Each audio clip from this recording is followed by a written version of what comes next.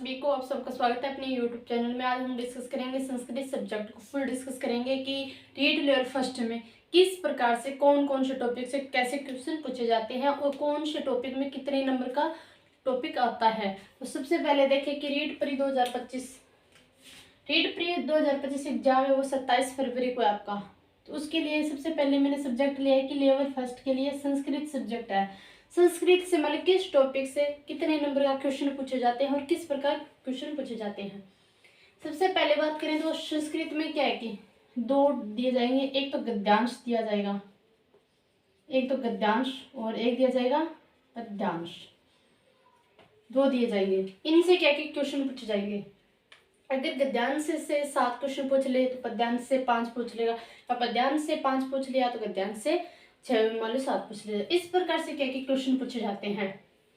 फिर बात करें कि अगर संस्कृत आपकी लैंग्वेज 2 आपने ले रखी है तो सबसे पहले आपको मान लो ध्यान किस तरफ होना चाहिए, कौन से टॉपिक की तरफ ध्यान होना चाहिए। तो वो होना चाहिए आपका शब्द रूप, धातु रूप और लकार की तरफ। किसके रूप? शब्द रूप, धातु रूप और लकार की तरफ। अगर ये तीनों टॉपिक आपने कवर कर लिए ना तो मानो ये तीनों ही टॉपिक क्या है कि संस्कृत की एक आत्मा कही जाती है कि इन 3 टॉपिकों से आपके 3 टॉपिक और साथ में कवर हो जाएंगे। वो कौन कौन से टॉपिक है? जैसे कि कारक विभक्ति पूछे आपसे, अगर आपके शब्द रूप, धातु रूप और लकार याद है तो कारक विभक्ति भी आपकी क्या है कंप्लीट हो जाएगी। फिर बात करें कि वाक्य संशोधन, वाच्य परिवर्तन और संस्कृत अनुवाद, अगर ये तीनों टॉपिक भी कवर करना है तो आप शब्द रूप, धातु रूप और लकार आपके याद होने चाहिए। अगर ये तीनों चीज याद है तो ये क्या है 4 टॉपिक आपके भी कवर हो जाएंगे। फिर बात करें कि शब्द रूप, धातु रूप और लकार याद नहीं होते हैं तो इनको क्या कि ऐसे एक बार पढ़ने से 2 बार पढ़ने से याद नहीं होंगे। इनको क्या कि एक रफ कॉपी ले लो, उसमें क्या कि एक या 2 तीनों चीजों की एक एक एग्जाम्पल ले लो। जैसे कि नदी का ले लिया, कोई लकार ले लिया, मतलब धातु रूप ले लिया। तो इस प्रकार से क्या कि आप एक एक ले लो और तीनों को लिख लो। बार बार क्या है कि कोई काम, अगर कोई काम भी कर रहे हो ना करिए तो साथ साथ वो पेज रखो और उसको क्या कि रीड मारते रहो। ऐसे करके क्या कि अगर आप 10 दिन एक साथ प्रैक्टिस करोगे ना तो भी शब्द रूप, धातु रूप और लकार क्या कि आपके अच्छे ढंग तैयार हो जाओगे। और बाद में साथ साथ क्या कि ये तीनों टॉपिक और कारक विभक्ति भी टॉपिक कंप्लीट हो जाओगे। फिर बात करें अभी कौन से टॉपिक को कितने नंबर को पूछे जाए तो शब्द रूप और धातु रूप आन दोनों में एक एक क्वेश्चन नंबर पूछे, मतलब एक एक क्वेश्चन पूछे जाओगे और एक एक ही नंबर को, यानी कि 2 नंबर का आन दोनों पूछे जाओगे। फिर है कि लकार टॉपिक बहुत अच्छा ढंग तैयार करना है। यूं के भी एक नंबर, एक क्वेश्चन जरूर पूछे जावे एक ही नंबर को। फिर एक कारक विभक्ति से एक क्वेश्चन अवश्य पूछा जाता है, अवश्य ही पूछा जाता है। आपको कारक विभक्ति अगर 1 नंबर लेना है तो कारक विभक्ति पढ़नी पड़ेगी। फिर कि उपसर्ग और अव्यय, कभी कभार उपसर्ग का मान लो कि एग्जाम्पल दे देगा या फिर अव्यय और उपसर्ग क्या कि आपको दोनों ही तैयार करने हैं, क्योंकि ज्यादातर तो अव्यय ही पूछे जाते हैं। ज्यादा किस्म कौन सा पूछा जाता है? ज्यादा अव्यय पूछा जाता है। तो इसलिए क्या कि आपको अव्यय टॉपिक अच्छे ढंग से तैयार होना चाहिए, क्योंकि एक एक नंबर से ही क्या कि आपकी रेट क्लियर होंगी। फिर कि लिंक टॉपिक बिल्कुल छोटा है लेकिन इससे भी क्या कि एक क्वेश्चन से ही पूछा जाता है।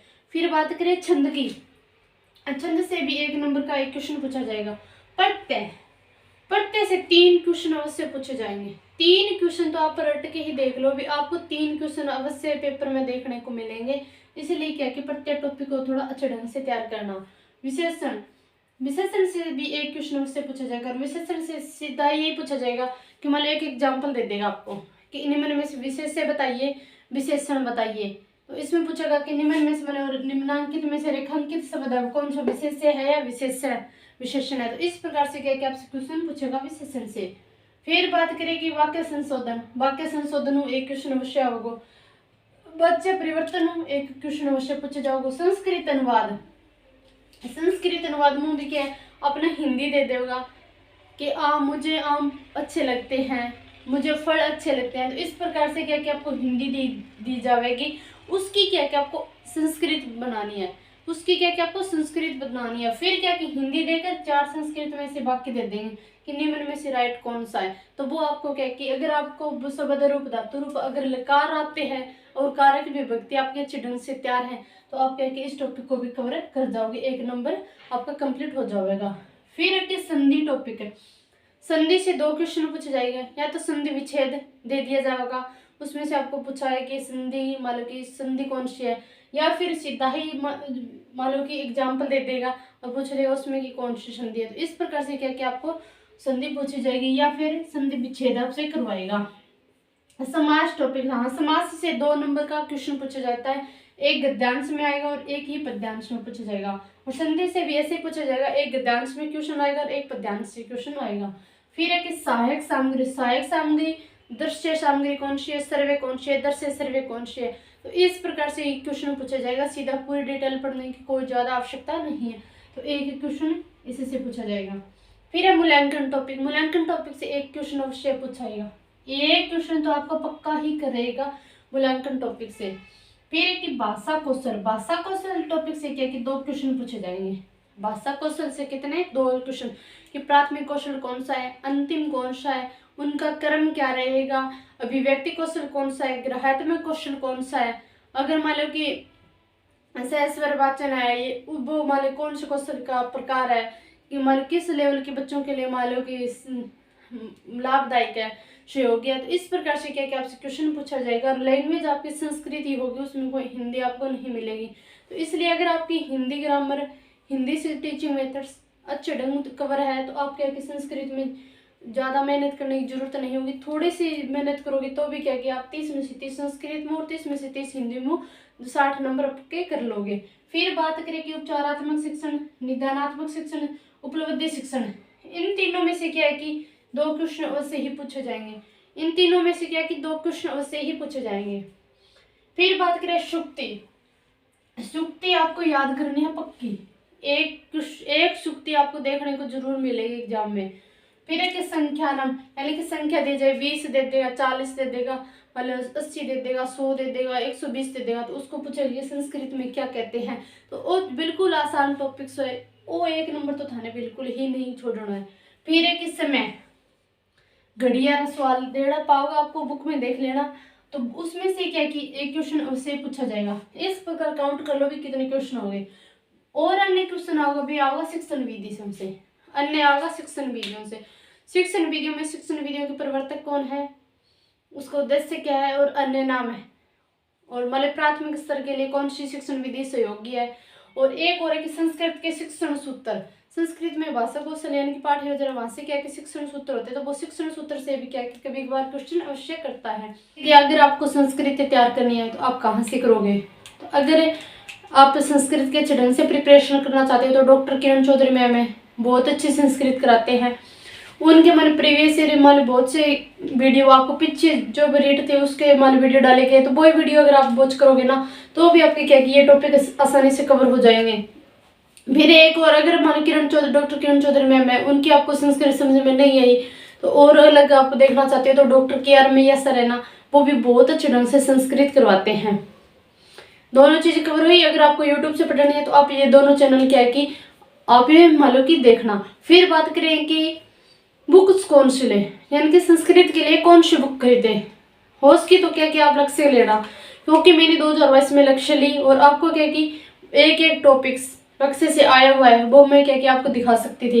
लेकिन अभी क्या कि मेरी जो बुक्स है वो मैं अपने पड़ोस में एक लेडीज है उसको दे दी, क्योंकि जो मोस्ट इंपॉर्टेंट चीज़ें थी वो मैंने कवर कर रखी थी, मतलब कि लाइनिंग वगैरह थी, तो उसको बीच बार क्लियर नहीं हुआ तो उसका, तो उसने वो ले ली। तो अगर 2-4 दिनों में क्या कि वो बुक मैं आपको रिव्यू करके जरूर दिखा दूंगी कि कैसे लक्ष्य, हमारे लक्ष्य की जो बुक्स है उसके पीछे प्रैक्टिस सेट दिए होते हैं, उनसे ही क्वेश्चन आए थे। शुक्ति लो, संख्या लो, और मतलब जितने भी क्वेश्चन, और तो संस्कृत अनुवाद वाले, वाच्या परिवर्तन, वाक्य संशोधन, जितने भी क्वेश्चन पूछे गए थे ना वो लक्ष्य बुक से पूछे गए थे। और वो लक्ष्य बुक्स है ना 2 दिन बाद मैं आपको मंगवा के बुक्स रिव्यू करके दिखा दूंगी कि ये क्वेश्चन 2022 में आया और आप पेपर मिला लेना। इसलिए मैं आपको बोलती हूँ कि जितना हो सके तो आप क्या कि लक्ष्य बुक्स लेके आओ। अगर आपको लक्ष्य बुक्स नहीं मिल रही है तो आप क्या कि डॉक्टर किरण चौधरी मैम है ना उनकी बुक्स ले लो, बहुत अच्छी बुक्स है। और जितने भी मान लो बुक्स टॉपिक है उसके पीछे वाले प्रैक्टिस सेट दिए होंगे, प्रीवियस मान क्वेश्चन भी होंगे, तो आप उनको हल करोगे ना तो आपके मान लो कि संस्कृत में 30 में से 30 क्वेश्चन आने के फुल चांस है। साथ साथ में क्या कि आप हिंदी जितना मान लो स्ट्रॉन्ग बनाओगे उतनी ही आपकी क्या कि संस्कृत ऑटोमेटिकली स्ट्रॉन्ग हो जाएगी। जितने आप शब्द रूप, धातु रूप, लकार इनको भी क्या कि लिख लिख के, अगर आपको मान लो कोई भी काम कर रहे हो तो भी साथ में क्या कि वो पेज ले लेना और ऐसे रीड मारते रहना और अपने धातु, लकार, शब्द रूप सब चीजें क्या कि अच्छे ढंग से तैयार करना। तो आज का सेशन कैसा लगा? अगर आपकी इन्फॉर्मेशन अच्छी लगी हो तो आप ज़्यादा से ज़्यादा वीडियो को शेयर कर देना उन बहन भाइयों से जिनका क्या कि प्रथम बार जो रीट पे लेवल फर्स्ट का एग्जाम दे रहे हैं, क्योंकि बहुत ज़्यादा अंदर से घबराहट होती है कि हम क्या करें, संस्कृत में कुछ समझ में नहीं आ रहा है, तो इसलिए। तो धन्यवाद सभी को। राधा स्वामी।